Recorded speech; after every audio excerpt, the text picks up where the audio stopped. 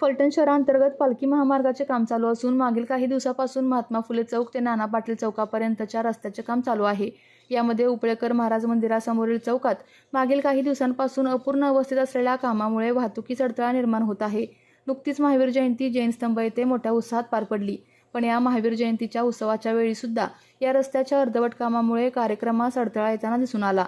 14 April रोजी doctor Babasaheb Ambedkar जयंतीनिमित्त मोठा उत्सव दरवर्षीप्रमाणे मोठ्या उत्साहाने डॉक्टर बाबासाहेब आंबेडकर चौकात संपन्न होत असतो। या उत्सवाच्या अगोदर तरी या रस्त्याचा अडथळा संबंधित ठेकेदार कंपनी दूर करणार का, याबाबत आता मोठा संभ्रम निर्माण होत आहे।